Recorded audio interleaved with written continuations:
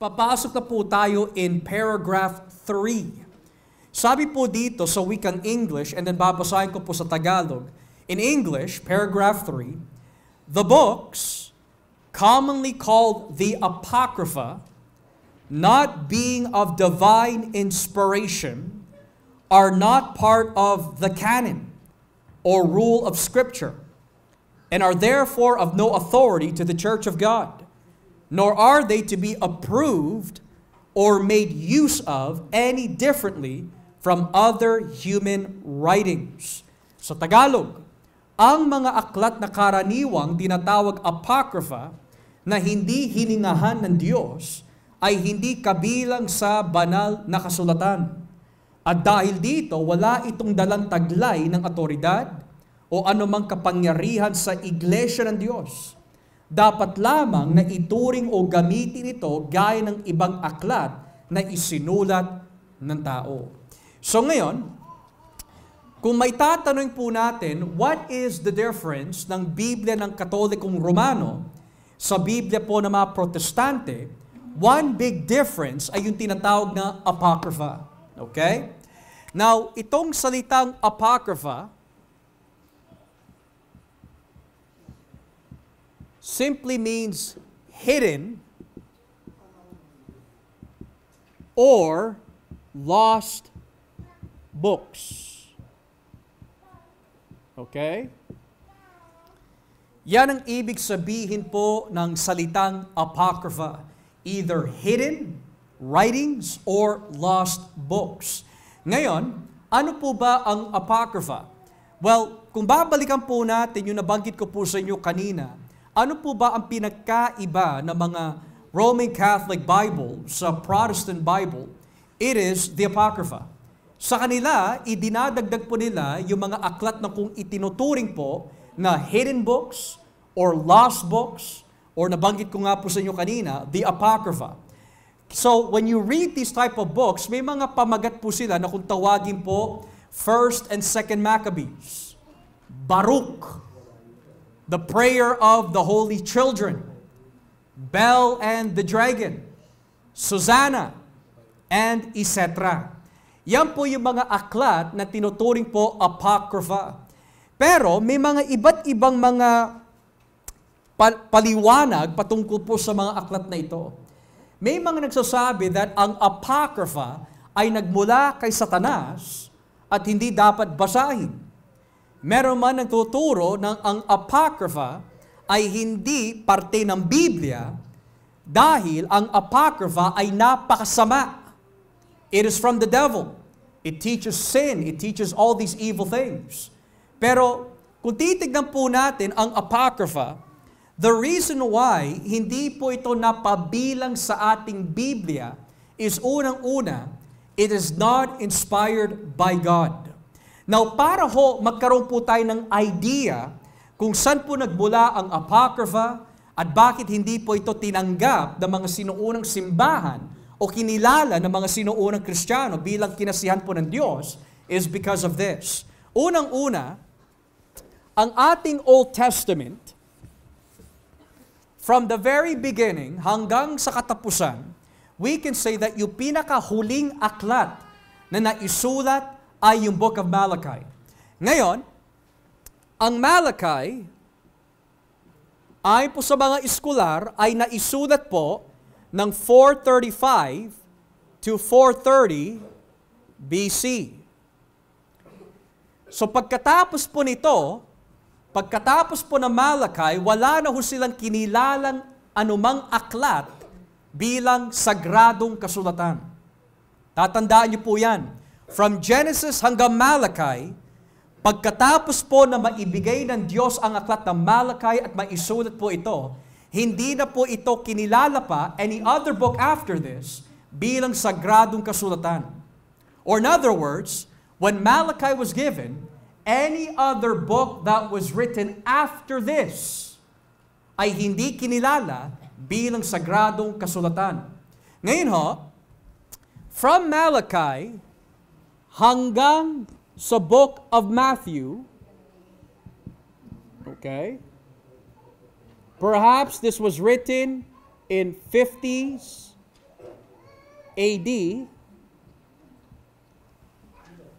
Ang tanong ho dito, dahil natapos po ang Malakay sa pangako po ng Diyos na may ipapadala po siya na mensahero at meron darating na Mesiyas na magliligtas sa kanyang bayan, ang tanong po dito is this: ano po ang nangyari sa mga tao nung hindi pa ho dumarating ang Book of Matthew?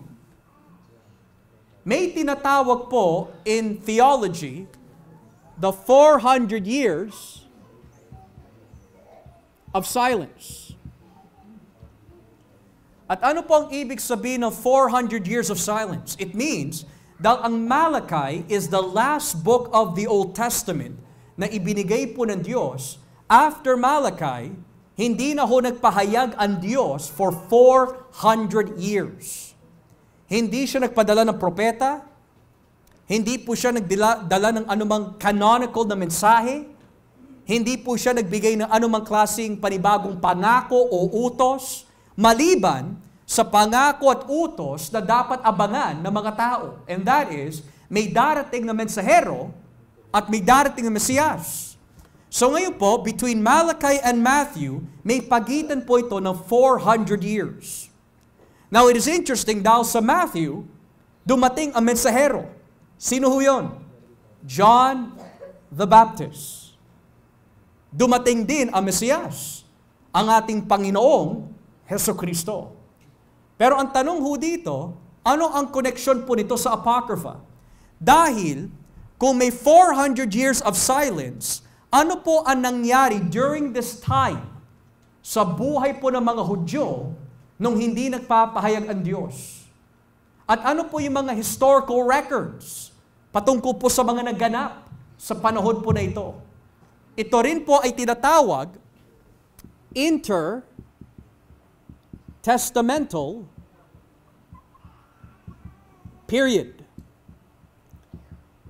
Kapag sinabi po yung salitang intertestamental, ito yung mga nangyari in the middle between the Old and the New Testament.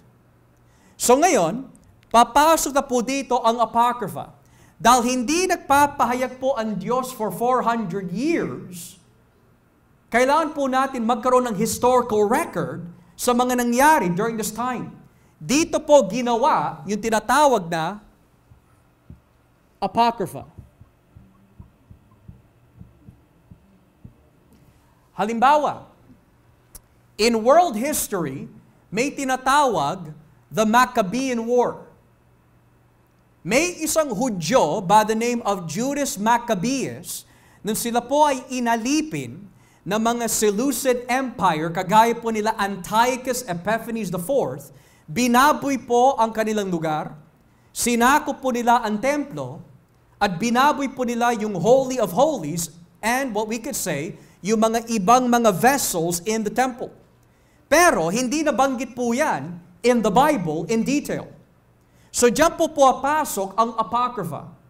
Kaya meron po tayo 1st and 2nd Maccabees dahil ang 1st and 2nd Maccabees, ikinakwento po nila yung mga bagay na naganap po dito between the two testaments na hindi nabanggit in the Bible. Okay? Ang Apocrypha, hindi natin masasabi na ang itinuturo po nito ay masama. Ang Apocrypha, para sa mga Hudyo, ito yung mga aklat na tinatanggap po nila bilang historical books. Pero hindi nila tinatanggap bilang sagradong kasulatan. So halimbawa, if you want to learn about Jewish history during this time, babasahin mo ang 1st and 2nd Maccabees. Okay? It's historical data. Historical, pero hindi sagradong kasulatan. Bukod pa ho dito, kung maitatanong ho natin, kung ang Apocrypha ay kinilala po ng mga Hudyo at ng mga ibang Kristiyano bilang mga mahalagang sulat, gayunpaman hindi sagradong kasulatan, pero mahalaga po sila for information during this time, bakit hindi po nila tinanggap bilang sagradong kasulatan?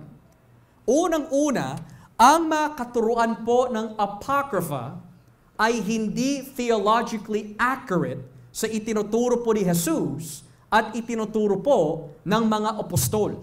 Halimbawa, may aklat na kung tawagin 2 Maccabees, chapter 12, verse 40 to 45, ito po ay nagtuturo that kapag ang tao po ay namatay, meron po siyang binabanggit na dapat ipanalangin ang mga namatay.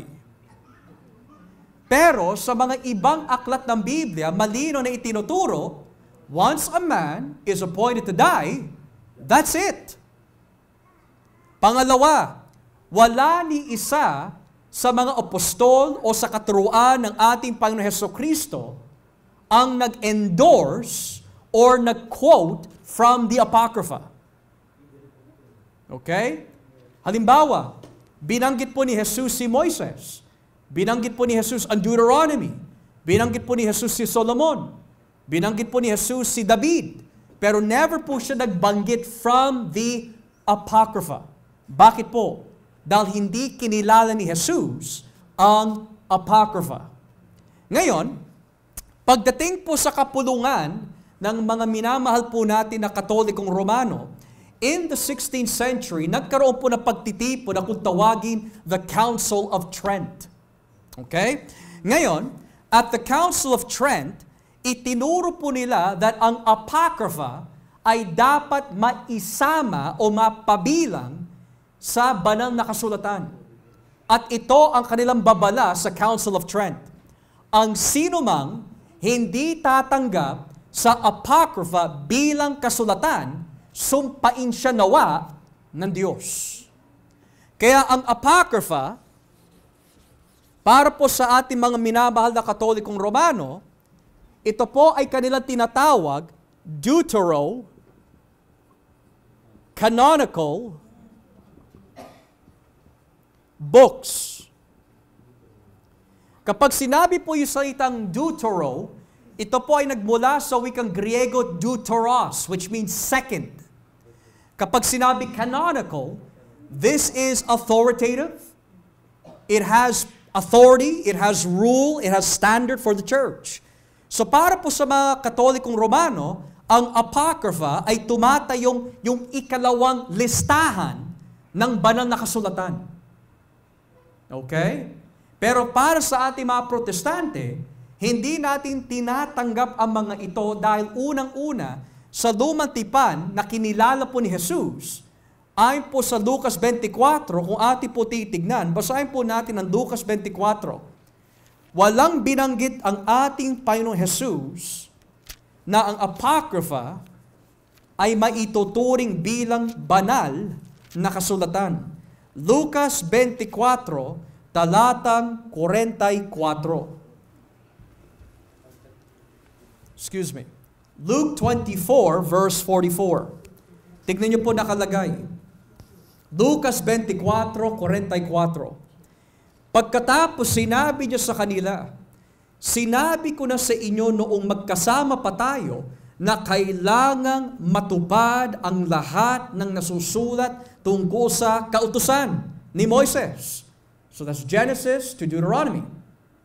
Sa mga isinulat na mga propeta, from Isaiah to Malachi, at sa mga Salmo, Proverbs, Psalm, yung mga ibang historical books.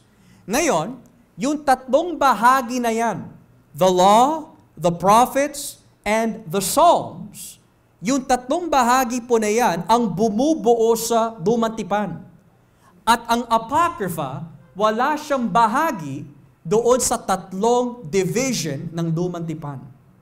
Hindi siya kasama doon. Which means, kung ang ating Panginoon Hesukristo, hindi niya kinilala ang Apocrypha bilang banal na kasulatan, kundi para sa mga Hudyo at sa mga Kristiyano, ito po ay mga, masasabi natin mga aklat na historical, but it's not necessarily accurate or theologically orthodox. Gayunpaman, itinuring po ito bilang mga books for research, pero hindi banal na kasulatan. Ngayon, when you look at our Bibles, kaya po siya 66 dahil theologically, ang banal na Espiritu ay kumilos po sa kanyang simbahan para kilalanin kung ano po yung mga aklat na kinasihan ng Diyos. Pero ang Apocrypha, dahil hindi po ito kinasihan ng Diyos, hindi kinilala ng mga Hudyo at pati na rin po ng mga Kristiyano. So that being said, nung sabihin po ng ating confession, ang mga aklat ng karaniwan tinatawag Apocrypha na hindi hiningahan ng Diyos ay hindi kabilang sa banal na kasulatan. At dahil dito, wala itong dalang taglay ng otoridad o anumang kapangyarihan sa simbahan ng Diyos. Dapat lamang na ituring o gamitin ito gaya ng ibang aklat na isinulat ng tao. So hindi po sinabi, itapon sa basura, punitin, ituring bilang gawa ng demonyo, kundi gamitin bilang mga ibang aklat na isinulat ng tao. It is informative, it is interesting, but it is not breathed out by God. Okay? So that being said, mga kapatid, now that we finished paragraph 3 of our Sunday School Confession, meron po ba mga katanungan sa ating napag-aralan ngayon hapon? Any questions this evening? Yes.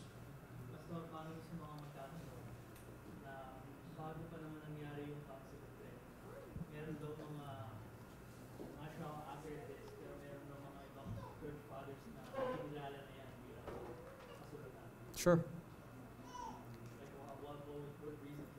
Yeah. Well, it's interesting bayaw kasi, kung may Old Testament Apocrypha, there's also may tinatawag New Testament Apocrypha. Okay? So, let me just do a little quick survey before I answer that question. So, kung ang Malachi para sa Lumang Tipan yung pinakahuling aklat, any other book na naisulat after this, bago dumating ang Matthew, ay hindi na po itinuring banal na kasulatan, kundi Apocrypha na ho yun. Ngayon, let's turn the tables. Pagdating po sa Bagong Tipan, the last book of the Bible is Revelation. Ngayon, naisulat po ito perhaps anywhere between 80 to 95 AD. Ngayon, yung binabanggit ni Bayaw, may mga church fathers na may mga tumatanggap sa Old and New Testament Apocrypha. Okay? So ngayon, para sa mga Kristiyano at para po sa gawa ng Diyos Espiritu Santo, ang pinakahuling aklat na naisulat is Revelation. So any other book that was written after this ay itinutukoy po or tinatawag sa gaytong klase mga pangalan. Either New Testament Apocrypha or minsan tinatawag po ito New Testament pseudepigrapha. At ang ibig sabihin po na salitang pseude means false. Kapag sinabi grapha, ang ibig sabihin po is writings. So sa mga nag-aaral po ng Book of Jude and 2 Peter, nabasa niyo po ba yung First Enoch? Oh, nabasa niyo po ba yung Assumption ni Moises? Yan po ay maituturing pseudepigrapha. Okay? Pseudepigrapha. Ngayon, ang First Enoch, that was most likely somewhere in the intertestamental period, pero yung mga naisulat po after Revelation ay yung mga liham na kung tawagin the Gospel of Thomas, the Gospel of Mary, the Gospel of Peter. Ngayon, yung mga aklat na yan, hindi na isulat sa loob ng unang taon, kundi na isulat in the 2nd, 3rd, 4th century. So matagal na. 300-400 years ang nakalipas after the last book of the Bible. So hindi yung tinatanggap. Gayunpaman, may mga ibang aklat na masasabi po natin na hindi masama, kagaya ng pseudepigrapha, na kinilala po ng mga Kristiyano bilang mga aklat na hindi kasulatan, kundi nakakatulong sa espiritual. At yan po yung mga aklat na kung tawagin the Shepherd of Hermas. Okay? The Shepherd of Hermas. Or minsan, may mga aklat na kung tawagin First Clement. Ngayon, ang mga aklat na ito na isinulat for Christians, bagamat hindi sila kasulatan, tinanggap ng mga Kristiyano bilang mga aklat that are edifying. Kagaya po nito, kapag may binabasa po kayo ng mga Christian books tulad kay R.C. Sproul, John MacArthur, it's edifying, pero hindi nyo kinikilala bilang mga aklat na kinasihan ng Diyos. So para po for the early church, yung mga ibang aklat na naisulat after Revelation that are edifying, kinilala po nila bilang mga blessed books, pero hindi mga aklat na kinasihan ng Diyos. Now, to answer Bayao's question, bakit ganon? May mga ibang church fathers na kumilala sa mga ibang apocryphal books. This is why kailangan magkaroon ng council at hindi individuals. Kasi ang mga church fathers, hindi po sila infallible.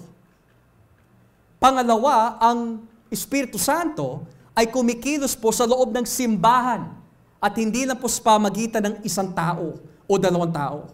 Di ba sabi ng Biblia, let every word be established by 2 or 3 witnesses. Maraming councils ang tumanggap sa New Testament 27 and Old Testament 39. So talaga nagbibigay po sila ng patotoo that ito lamang yung mga aklat na kinasihan ng Diyos. And moreover, bagamat napaka-importante ng mga church fathers, may mga bagay na masasabi po natin that they did not fully understand during that time, na ngayon, na nauunawaan po natin, at least theologically. Okay? So, hopefully that answered the question by Yao. Okay? Anyone else have any questions? Yes, Brother Leo. Just a quick question, Pastor. Yeah. Why did they use the word Pseudepigrapha. Pseudo sa yung mga books na edifying. I mean, it's quite confusing na gawing pseudo ang isang edifying or the books na nakakapagbigay ng alakasan and then it's still false. Yeah. So balik kuya, I'm sorry. Yung pseudepigrapha, yung mga aklat na ito na nabanggit ko, hindi siya parte nito. Okay. They're not, no. They're not, no. Now, if we're wondering bakit siya tinawag na pseudepigrapha, at least the title, pseude is Greek for false. Pseude. Grapha is writing in Greek, okay? So kapag pinagsama po yung dalawa, you have false writings. Na bakit po false writings? Dahil may mga tao na para lang po sumikat ang kanilang mga liham, hindi nila gagamitin ang kanilang mga pangalan. So halimbawa, magbibigay po ng example. Let's say Brother Neil. Siya po yung one of the 12 disciples. Okay? At ako ay si Joshua. Ngayon, gusto ko sumikat ang aking aklat. So hindi ko ilalagay the gospel according to Joshua. Ang gagamitin ko yung mga sikat na apostol. The gospel according to Neil. Bakit po? Dahil tinatanggap ng mga tao yun. So ang ginawa ng mga tao after the first century, gumamit po sila ng mga ibang aklat, gamit yung mga pangalan ng mga apostol na hindi naman isinulat ng mga apostol para lang sumikat ang kanilang mga liham at kumalat po ang mga maling aral. Kaya may Gospel of Thomas, Gospel of Mary, Gospel of Peter. Bukod pa ho dito, ang katuruan po ng pseudepigrapha ay lihis sa katuruan ng Biblia. Ito po ay halimbawa. Sa Gospel of Thomas and Gospel of Peter, di ba sa ating New Testament, hindi masyado binabanggit yung kwento patungkol po sa istorya ni Jesus na siya po ay bata. All the accounts that we have was he was 2 years old, 12 years old, hanggang dun lang. Pero from 3 years old hanggang 11, hanggang 16, hanggang 20, walang binabanggit. So ang ginawa po ng Gospel of Peter and Thomas is that kinwento po nila yung buhay ni Jesus nung bata ho siya at ito po daw ang ginawa ni Jesus. Dahil nainis po daw si Jesus sa mga kaibigan niya na bata, ginawa po sila mga kambing. Okay? Pangalawa, sa ibang pseudepigrapha or false gospels, si Jesus po daw, nung lumabas po sa tomb, lumabas po siya bilang isang higante, tapos may cruise that is floating na nagsasabi, here I am, o nagsasalita. So imagine that. Lumabas si Jesus from the tomb bilang higante, tapos may sumunod po sa kanya na floating cross na nagsasalita. So clearly, hindi po ito kinasihan ng Diyos. Okay? So, from Genesis to Revelation, we have unity theologically, historically, prophetically, nagkakaisa. Okay? Anyone else have other questions? Yes. Pagdating in case lamang, Pastor, pagdating sa text, kasi we have the example ng sa second Maccabee, which is salungat sa katuluan ng canon of Scripture. Are there examples pa sa Apocrypha that we could say Na mali. sa mga katuluan ng sulatan? Theologically, I cannot recall based on memory, pero geographically meron. Kung hindi ako nagkakamali, ang Book of Baruch. Now, sa mga nagbabasa po ng Old Testament, lalo na po yung Book of Jeremiah, kapag binasa niyo po yung Book of Jeremiah, merong taga-kopya or iskriba si Jeremias. At ang pangalan po niya ay Baruch. Ngayon, walang binabanggit po sa Jeremiah yung buong, masasabi natin, buhay ni Baruch, yung mga ibang nasabi ni Jeremiah, etc., etc. So ngayon, kung sino man po nagsulat in the Apocrypha ng Baruch, ginamit po nila yung pangalan ni Baruch, kaya lang may problema ho sa kanyang sulat dahil there are historical and geographical errors. Halimbawa, kung yung hari po sa panahon ni Jeremias ay itong haring ito, pagdating po sa Baruch, ibang hari ang nailagay niya. It's not the same king as that you will see in Jeremiah. So there's historical errors there. Okay? Kasi kung talagang galing kay Baruch, yung secretary ni Jeremias, dapat alam niya kung sino yung naghahari during that time. Pero maling hari ang nailagay po doon. So those are just some of many, we could say, examples of some errors na masasabi natin. Okay? Good question. Anyone else po? Have any other questions? Yes.